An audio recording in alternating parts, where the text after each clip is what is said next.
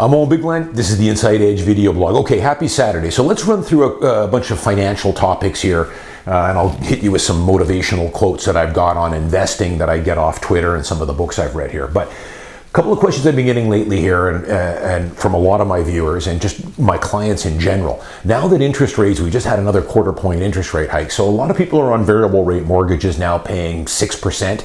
Close to 6%. I had one guy tell me he was on a 6.2 variable or 6.3 variable. That's pretty high.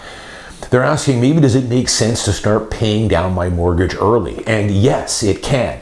Now that interest rates are getting up to 5.5 on a variable, I think my variable is at 5.7, but some people are on higher rates. Anything over, some are over 6%. Absolutely, it can. It can make sense. When interest rates are at 1.5, 2 on a variable, 3, 3.5, it doesn't make any sense unless you've got $10 million in your retirement fund and there's nothing else to put the money towards. Sure, pay down the mortgage at 2% or 2.5%.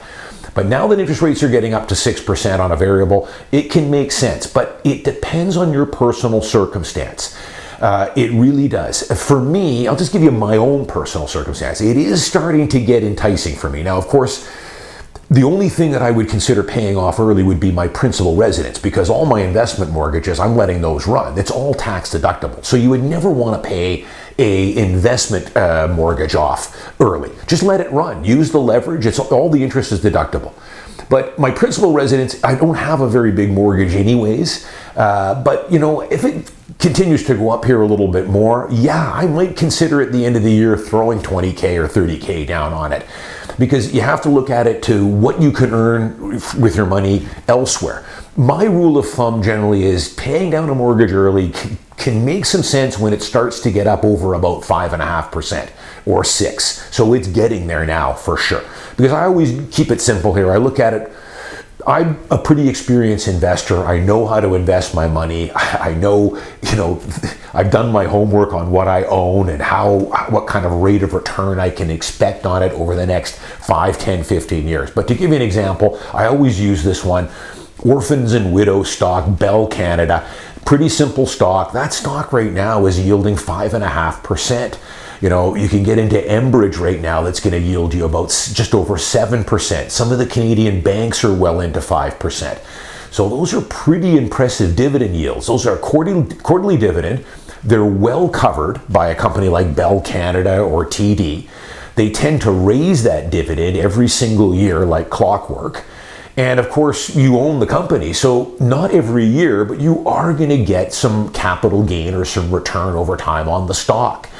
I would say, using really conservative numbers with Bell Canada, you're not going to hit any huge home runs on it, although I've had some years on Bell Canada where it's gone up 15, 20%. But I would say over the next 10 or 15 years, hey, if you can get maybe 3% compounded annual growth on that, you'd probably be doing pretty good. I think it's probably conservative, numbers I like to use. So let's call it 3% plus a 5.25% dividend. Now you're cooking with just over 8% return. If your mortgage is at 5, I don't know. For me, I'd still rather invest my money into a company like Bell Canada. Plus the dividend is tax favorable if it's in a non-registered account as a Canadian. So I'll continue to go that route. But for some people, you don't have the experience I have. And for a lot of people, it probably makes sense if you're paying 5.5%, 6% to start chipping down that mortgage early. Absolutely, if you've got nothing better to do with the money. But again, it all has to do with your financial literacy level for sure on what to do with that money. But it's starting to get there. Matter of fact, with this new quarter point, I just might at the end of the year, most mortgages allow you to put down up to 15% lump sum. I might chip a little bit of that down at the end of this year off my principal mortgage here in my principal home. Let me leave you with a few other final little things. Just some tidbits here, some quotes from some of the financial guys I follow on Twitter, some of the newsletters I get here as well. If you don't find a way to make money while you sleep, you'll work until you die. Warren Buffett, a guy had sent me that one. I've read that one many times. Again, it's about earning passive income. That's why I wrote my book and why I call it Along for the Ride. You put your money into things like good quality Vancouver real estate or high quality dividend paying stocks like a TD or a Royal Bank or a Johnson & Johnson or an Apple. Just keep collecting those dividends every quarter or every month in some cases, reinvest them. You've got to get your money working for you. You've got to invest it. Saving your money will not get you anywhere. Fine to save your money for an emergency fund or save for the down payment on a home, but saving your way to retirement, you are not going to do very well with that. You've got to put it into the equity markets or real estate.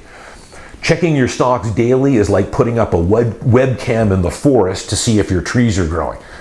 And it's the same thing with real estate. People have such a fascination with the day-to-day ups and downs of Vancouver real estate. You're wasting your time with it. I mean, it's even worse than, at least with the stock market, they give you up to the minute, 5 days a week, the stock market's open, you can get a quote right up to the second, to the penny.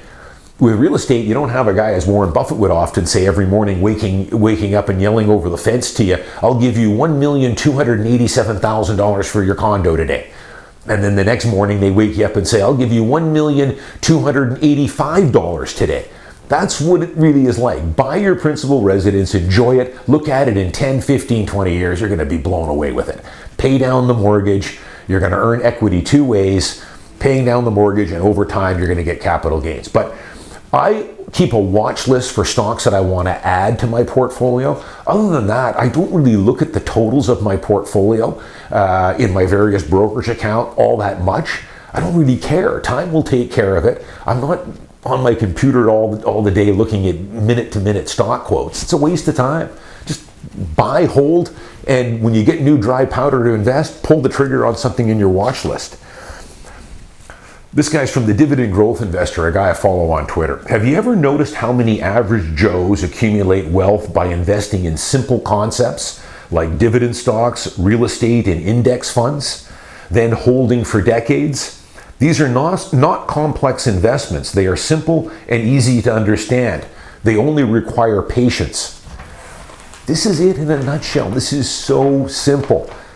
If you guys read my book, How I Became a Multimillionaire at a Pretty Young Age, and did it with nothing fancy at all, just systematically buying Vancouver real estate, living in it or putting a tenant in it, and then every month paying myself first, putting it into low-cost ETFs, index funds, and then buying the best of breed when it came to individual stocks. I only own companies that are cash flow machines, well managed, they make fist loads of money. Those are the companies I invest in. Sure, I've missed out on some incredible 10-time or 20 baggers from some of these high-flying tech names. And I'm totally fine with that. You can't own everything. I've got lots of 10 baggers. As a matter of fact, I've got some 20 baggers. Apple's probably up 15 times for me from my early purchase of Apple. Eli Lilly, the pharmaceutical company, I've owned that for 20 years. I think I'm up 20-fold on that, on my original purchases. So they're in there. But then I've got a lot of just slow and steady growers. TD Bank, Royal Bank, Johnson & Johnson, Procter & Gamble, Pepsi, Coke, Visa, Home Depot, Costco.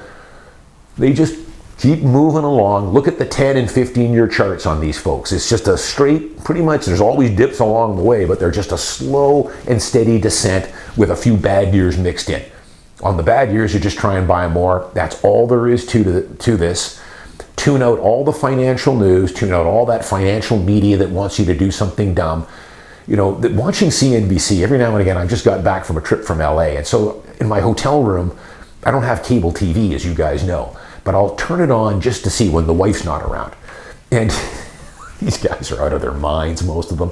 It's just complete entertainment. It's just them ponticating on forever because they like the sound of their own voice talking about, they're so assured of themselves of where the market's going to go, what this is going to do, what that's going to do. I remember some of these guys, I tune into these guys every 2-3 months infrequently when I have a TV in front of me. And I can remember some of these bozos saying, sell Meta back last Christmas, which was the last time I was watching these guys when I was down in Phoenix. There was a whole bunch of these guys saying, get rid of Meta when it was at 80 or 90 bucks. Now it's up 130%. Be careful. Just buy, hold, index, invest, call it a day. Job income requires you to sell your time. Asset income doesn't. Use your job income to buy asset income so that you don't have to sell your time for money forever. So that's it. So as you guys know, if you read my book, Why I Call It Along for the Ride, Starting 25 years ago, my whole game plan was to buy assets that would pay me to hold them. The goal is to hit what's called your crossover point, where you create enough assets there that the income that it's spinning off passively, you don't have to do a thing for it. It's 100% guaranteed. It's dividends, rent checks coming from your tenants, so it's 100% secure. And as a matter of fact, keeps going up every year, probably twofold to inflation, is enough to live on without having to sell any assets. So I was lucky enough, if you read my book, I hit that crossover point in my early 40s, where if I chose to, I could have retired a long time ago and led a really comfortable life, just in the quarterly dividends that come in every month from my portfolio, and from the dividend checks that come in, or the dividend payments or rent checks that come in from my tenants. And this is living comfortably. The FIRE movement is great, but who wants to retire on a $50,000 a year income? I don't even want to retire on a $100,000 passive income. I want to live life. I want to take trips to Hawaii and go down to California and take a cruise and buy a pair of Gucci shoes, if I so choose. And you guys can too. If you read my book, I give you the blueprint on how I did that. But that's the magic. You buy enough assets that what they spin off in passive income is enough to not have to work anymore, or at least choose what you want to do with your time. I'm Owen Bigland. As always, have a good weekend. I'll see you guys next week.